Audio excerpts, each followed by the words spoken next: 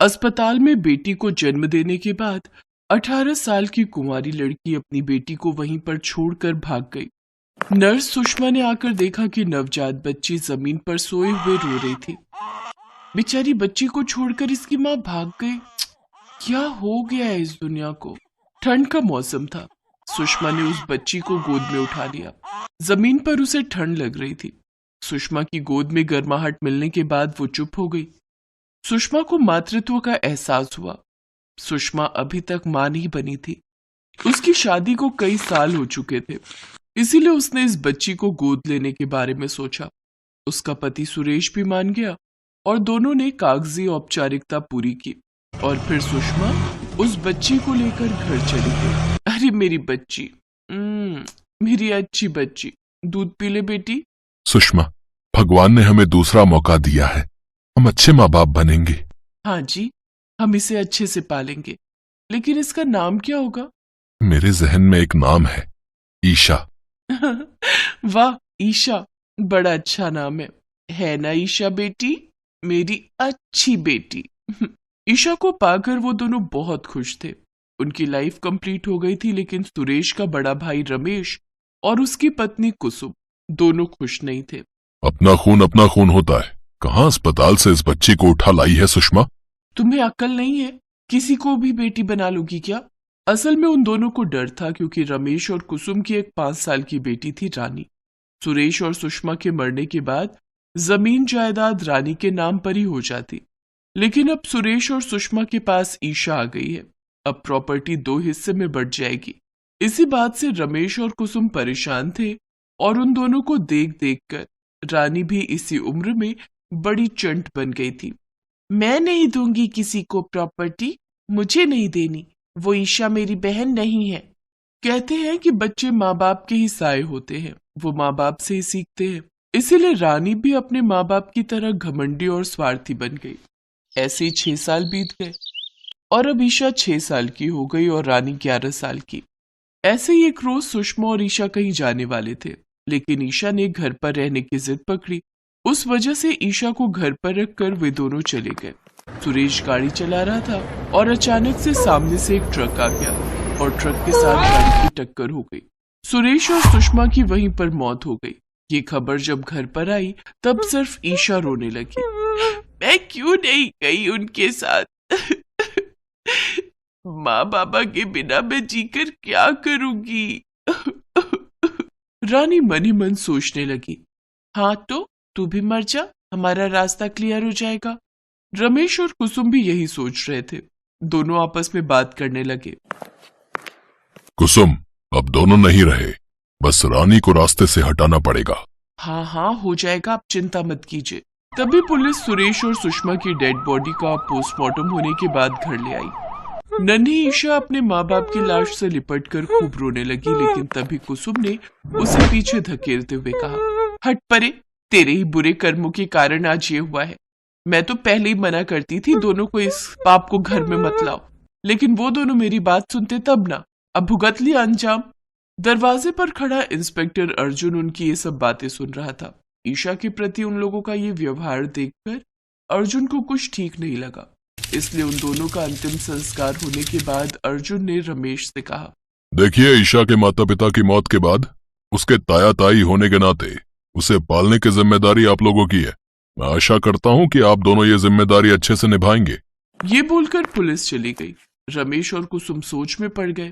अब इस कांटे को भी रास्ते से हटाना होगा, लेकिन अगर हमने इसको मारा तो सबको हम पर शक हो जाएगा। देखा नहीं वो इंस्पेक्टर हमें कैसे घूर घूर कर देख रहा था। तभी रानी ने कहा, लेकिन उसकी मौत अगर किसी बीमारी से हो जाए या कोई नेचुरल डेथ हो जाए तो फिर तो किसी को हम पर शक नहीं होगा, जैसे कि बुखार या फिर ठंड से। ये सुनते ही कुसुम के दिमाग की बत्ती जल उठी। हाय मेरी बेटी, तू तो बड़ी अक्लमंद निकली। शाबाश बेटी, अभी ठंड का मौसम है, उसे हम मार नहीं सकते हैं तो क्या हुआ, ठंड तो मार सकती है ना। मतलब तुम कहना क्या चाहती हो कुसुम? हम उसे रजाई नहीं देंगे, उसके हिस्से की रजाई हम हमारी बेटी को दे देंगे और हर रोज ऐसे ठंड में रात बिताते हुए उसे बुखार हो जाएगा और वो मर जाएगी। पुलिस के कहने के मुताबिक ईशा अपने चाचा चाची के साथ रहने के लिए चली आई। उसके माता पिता ने उसे अच्छी रजाई खरीद कर दी थी और अपने कमरे में रजाई ओढ़कर सो गई। देर रात को प्लान के मुताबिक रानी उसके कमरे में आई और उसे नींद से उठाया। ए ईशा, उठ उठ जा। क्या बात है रानी दीदी? चुप रह, मुझे दीदी मत बुला। तेरे अंदर हमारे वंश का खून नहीं है। ऐसा क्यों कहती हो रानी दीदी? हाँ हाँ, सच ही तो बोल रही हूँ। तुझे तो चाची अस्पताल से उठाकर लाई थी। खैर वो सब छोड़, मुझे बहुत ठंड लग रही है। मुझे तेरी रजाई चाहिए। मेरी रजाई? लेकिन फिर मेरा क्या होगा? मुझे भी तो रजाई चाहिए। नौटंकी मत कर। हमारे घर पर रहने के लिए आई है। हम तुझे रहने की जगह दे रहे हैं, खाना दे रहे हैं, और तू मुझे एक रात के लिए रजाई नहीं दे सकती? दे मुझे। रानी ने ईशा से रजाई छीन ली। ईशा ने रोते हुए कहा, सिर्फ एक ही रात की ही बात है ना? हाँ हाँ, एक ही रात की बात है। जा सो जा। रानी ईशा की रजाई लेकर चली गई और 2 रजाई एक साथ ओढ़कर सो गई। आहा, ये रजाई तो मस्त है। अब आराम से सो जाती हूँ। उधर ईशा ठंड में कांपते हुए सोई रही। उसकी आंखों से आंसू टपकते रहे। माँ, पापा, आप दोनों कहाँ हो? देखो ना, रानी दीदी ने मुझसे रजाई छीन ली। मुझे पूरी रात ऐसी ठंड में बितानी होगी। आप दोनों लौट आओ ना, मुझे बहुत तकलीफ हो रही है।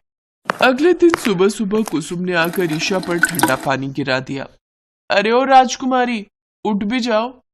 हाँ चाची, उठ रही हूँ। अरे जल्दी उठो, कितना काम है पता भी है। घर साफ करना है, कपड़े और बर्तन धोने हैं, नाश्ता बनाना है, कौन करेगा? हाँ, ये सब मुझे करना पड़ेगा क्या? और नहीं तो क्या, जल्दी काम पर लग जाओ। ईशा को ये सब काम करना पड़ा। फिर रात आई।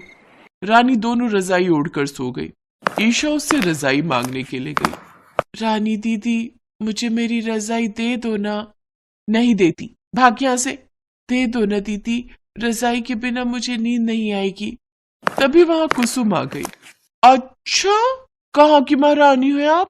तुझे सुषमा ने अस्पताल से उठाकर लाया था, वरना ठंड में रास्ते पर ही पड़ी रहती।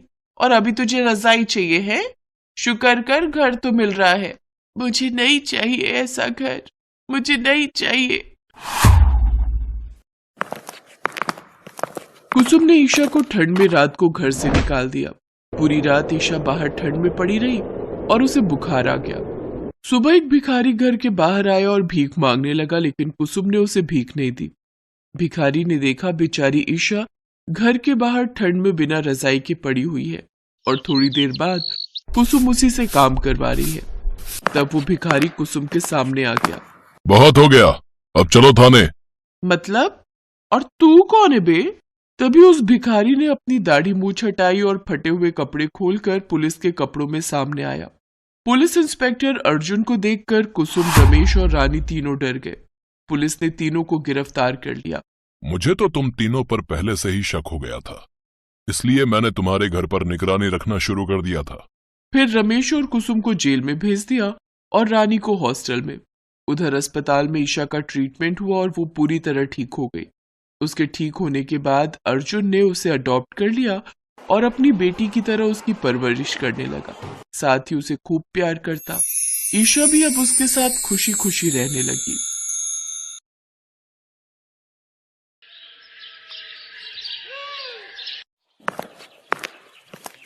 जी, आ गए आप?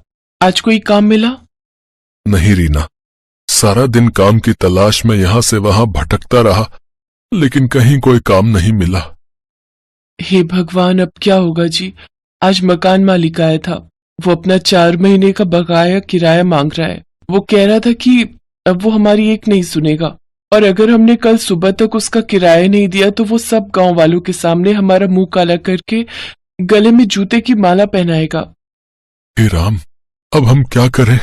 मेरी तो कुछ समझ में नहीं आ रहा। एक तो काम नहीं मिल रहा, ऊपर से 4 महीने का किराया देना है। कहां से लाऊंगा मैं इतने पैसे? और अगर हमने पैसे नहीं दिए तो वो लाला सबके सामने हमारी इज्जत उतारेगा। नहीं नहीं, इससे तो अच्छा होगा कि हम ये गांव छोड़कर ही चले जाएं। हमें आज रात ही ये गांव छोड़कर जाना होगा। इसके बाद विजय अपनी 5 साल की सोई हुई बेटी रिद्धि को गोद में उठाकर रीना के साथ निकल पड़ता है। आधे रास्ते में पहुंचने के बाद बादलों की तेज गड़गड़ाहट होने लगती है। जिससे घबराकर रिद्धि जाग जाती है। बाबा, इतनी रात को इस जंगल से हम कहाँ जा रहे हैं? कुछ नहीं बेटी, तेरे इस गरीब बाप के कारण आज तुम दोनों को भी मुसीबत झेलनी पड़ रही है। आप ऐसा क्यों कहते हो जी? इसमें आपका क्या कसूर? वो इसी तरह बातें करते हुए जा रहे थे कि तभी तेज बारिश होने लगती है। वो भागते हुए दूसरे गांव में पहुंच जाते हैं, लेकिन वहां भी उन्हें रहने का कोई ठिकाना नहीं मिलता। अब हम कहाँ रहेंगे जी? यहाँ तो कोई ठिकाना नहीं है, हमारे पास तो बिस्तर तक भी नहीं है। बाबा, बाबा मुझे बहुत ठंड लग रही है। वो देखो, मिल गया रहने का ठिकाना। वो तीनों सामने बनी एक छोटी सी गुफा में चले जाते हैं। आज रात हम यहीं सोएंगे। लेकिन हमारे पास कोई बिस्तर भी तो नहीं है जी। उसका भी कोई ना कोई इंतजाम हो जाएगा। उस गुफा की कुछ दूरी पर एक कूड़े का ढेर होता है। विजय उस कूड़े के ढेर में से कुछ ढूंढता है, तभी उसे एक पिन्नी में बड़ी सी बोरी मिलती है। वो उस बोरी को लेकर आता है और उस गुफा के अंदर बिछा देता है। फिर तीनों उस बोरी बिस्तर पर सो जाते हैं। अगले दिन सवेरा होते ही विजय काम ढूंढने चला जाता है, लेकिन उसे उस दिन भी कोई काम नहीं मिलता। उधर गुफा में भूखी प्यासी उसकी बेटी और पत्नी उसकी राह देख रही होती है। कुछ देर बाद विजय लौट आता है। बाबा आ गए? बाबा, मुझे बहुत तेज भूख लगी है, आप कुछ खाने को लाए क्या? हमने सुबह से कुछ नहीं खाया है और बहुत भूख भी लगी है। नहीं बिटिया, कहीं कोई काम नहीं मिला। तुम ठहरो, मैं अभी कुछ खाने के लिए लेकर आता हूँ। विजय खाना ढूंढने गांव के अंदर जाता है, जहां एक घर के बाहर बनी गौशाला में गायों के लिए कुछ बासी रोटियां डाली हुई थी। लेकिन गायें उन रोटियों को ना खाकर वहां रखी घास खा रही होती हैं। विजय चुपके से उन रोटियों को उठा लेता है और गौ माता से कहता है, ए गौ माता, मुझे माफ कर देना, हमें इन रोटियों की बहुत जरूरत है। वो बासी रोटियां लेकर गुफा में आता है और अपनी बेटी को खाने को देता है। बाबा, ये तो चबाई ही नहीं जा रही, बहुत सख्त है। बिटिया, बासी होने के कारण सख्त हो गई होंगी, ला मेरे पास दे, मैं अभी इसे नरम बना देती हूँ। रीना उन रोटियों को पानी में डुबोकर रिद्धि को खिलाती है। ऐसे ही दिन गुजर जाता है। रात को वो फिर उस बोरी पर ठिठुरते हुए सो जाते हैं। अगली सुबह जब वो जागते हैं तो फिर कुछ खाने की तलाश में वो पास में रखे कूड़ेदान में से खाना ढूंढने लगते हैं। वहां खड़े उस गांव के कुछ लोगों की नजर उन लोगों पर पड़ती है। वो उनको बोरी का बिस्तर और कूड़े में रोटी ढूंढते हुए देखते हैं तो उन गांव वालों को उन पर दया आ जाती है। वो सब इकट्ठे होकर उनके पास जाते हैं। उन सबको देख विजय उनसे कहता है, माफी मांगते हैं, हम अचानक से बिना बताए इस गांव में आ गए हैं। दरअसल हमारे ऊपर इतनी दिक्कतें आ गई थी कि हमें अचानक से यहाँ आना ही पड़ा। हमें माफ कर दीजिए, लेकिन हमारे पास और कोई रास्ता नहीं बचा था।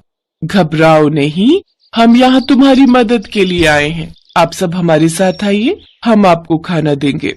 इसके बाद गांव वाले उनको अपने घर लेकर जाते हैं। फिर सब मिलकर उनके रहने के लिए एक झोपड़ी बनाते हैं। साथ ही कुछ लोग उन्हें कंबल, बिस्तर तो कुछ खाने पीने और ओढ़ने पहनने को कपड़े देते हैं। आप सबका बहुत बहुत शुक्रिया। जब हम इस गांव में आए थे तो हम सब बहुत डर गए थे, लेकिन आप लोगों ने हमारी मदद करके ये साबित कर दिया कि अभी भी इस दुनिया में इंसानियत बाकी है। सचमुच आप सबका ये एहसान हम कभी नहीं भूलेंगे। तभी गांव का जमींदार उनसे कहता है, देखिए, मुझे अपने खेतों पर काम करने के लिए मजदूरों की आवश्यकता है। अगर तुम दोनों मियाँ बीवी चाहो तो मेरे खेतों में काम कर सकते हो।